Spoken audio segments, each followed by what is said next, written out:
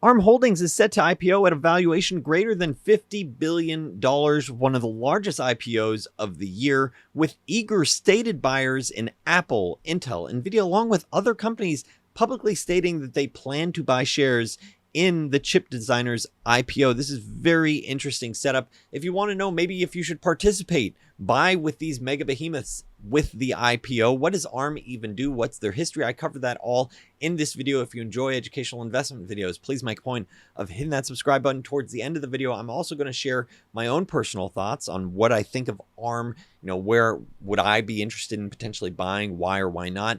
And so let's dive right into understanding ARM's history. So previously it was a public company for several years. Then it was acquired by a Japanese telecom company called SoftBank. They acquired ARM for $32 billion. This was back in 2016. If you go back, before it was a public company, it was formed via a joint venture with Steve Jobs at Apple, Acorn, and a company called VLSI, forming this joint venture called Advanced Risk Machines, so ARM. And the RISC machines, what is that? It stood for Reduced Instruction Set Computing, which reduced and simplified the instructions that a central processing unit, so thinking of a chip or a CPO, could execute in exchange for faster processing times and greater energy efficiency. This created the foundation, the bedrock for future chip design foundries. This created an ecosystem for people to work with the ARM infrastructure to more easily design chips. You could have independent foundries building these things. You could have independent chip designers. You can have folks just focusing on building the product. So you can think about these different layers that are partly enabled by the ARM infrastructure.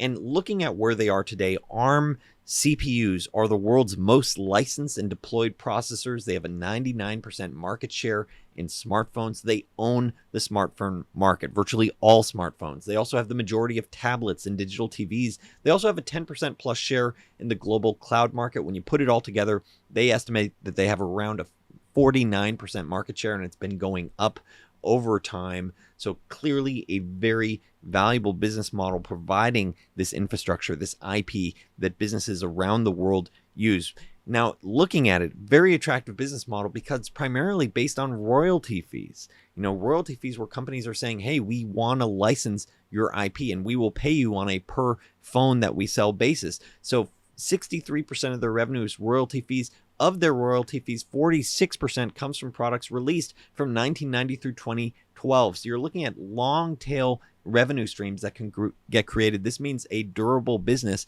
So even if they have challenges, you're talking about a business that should be very stable for years to come. Because once again, it's a royalty type business, they have incredible gross margins, incredible profit margins, 95% plus gross margins that you've seen in recent years, 25% operating margins roughly in the last year. So the question is, should you buy the IPO in ARM Holdings? It's going to be going public yet again. First of all, in full disclosure, this is not financial advice. Also, quick plug, at Unrivaled Investing, my goal is to help everyday investors by identifying companies with compelling long-term business prospects, attractive valuations, and aligned management teams. I'm looking for companies that I can partner with and hold for years with the prospects of hundreds of % upside. I share my investment journey in a weekly letter at unrivaledinvesting.com if you'd like to learn more. So check that out. So thinking about ARM, thinking about would I consider buying it, let's look at their latest results. So first of all, their latest results show that in the last annual year, their sales actually were flat to down about 1%. The most recent quarter is down about 2%, which they attribute to a weaker economy. They talk about a macroeconomic slowdown. They also talk about inventory normalizing. Maybe you had, sort of a pickup and then decline. Impact, maybe there's a COVID impact. People want to make sure they stay ahead of inventory because the economy is so hot, and then maybe things start slowing down. So looking at overall, I don't like to see a 2% decline in sales. I don't want to see that, especially when I'm looking at other players in the chip industry like Nvidia growing 100% year over year in the most recent quarter. So this does provide a really important signal for investors that they have gotten fully on board the CPU train. They own that for the smartphone market and for a lot of industries where the CPU goes into their end product, like digital TVs or tablets. They're doing a great job, and they're trying to grow in other things like auto and Internet of Things. But what's growing right now and what's doing really well is the GPU market, where they really don't have as much of a strong share. And you can see that by the fact that Nvidia is absolutely crushing it, 100% growth. They did not expect to have that type of growth earlier this year. They beat their own expectations by a lot. So the demand that has been driven from artificial intelligence, and I have my own offering of artificial intelligence where I'm one of the founders of AI Ticker Chat to help you, research your own products using artificial intelligence. That's being powered by the GPUs, the graphic processing units that Nvidia is selling. And right now it looks like ARM really isn't capturing that. That's what it looks like based on the financials. Now you might say, okay, they do have some relationships, and Nvidia clearly does still like ARM. It's not like they're not interested. Nvidia previously, was interested in acquiring them, and they're interested in buying shares, in the IPO, and that's publicly stated. And so, you look at this, and that is a orange flag for me, seeing that you have these sort of dynamics where one particular part of the industry is just growing so much faster than the other. So something to keep in mind. Then you look at the concentration. This is another red flag for me, thinking about how their top 5 customers were a little under 60% of their total revenue. ARM China, which is an affiliated entity, was 24% of sales. So if you have any real problems with Apple, or you have any sort of geopolitical, issue in China, maybe there's a blockade of Taiwan in the future, there's some sort of challenge, then I think ARM really turns into like, okay, are you still collecting your fees from ARM China, which is a quarter of your business? So you do have that sort of risk that you're buying into. Something worth understanding. If Apple has a problem, that means it's going to turn into ARM's problem. And I think that's part of the reason why you've seen the weaker results is, Apple hasn't been posting great sales figures. If anything, it's been a slight decline. Well, that feeds into ARM because you're getting that sort of royalty business. The more products you sell, the more fees you're getting. And if you're not selling as much, you're getting a hit. So this type of concentration, I don't like to see.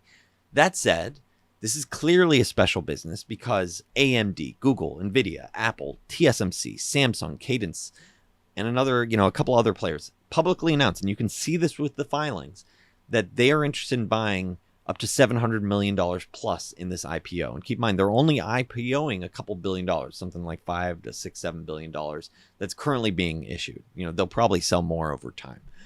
But this does sort of, in my mind, create a lofty valuation potential, because you're looking at, some real big buyers that are saying this is a very valuable ecosystem. It's not going to get disrupted easily. We want to own a piece, even if it's not growing as fast as GPUs, even if it's not riding that tremendous acceleration.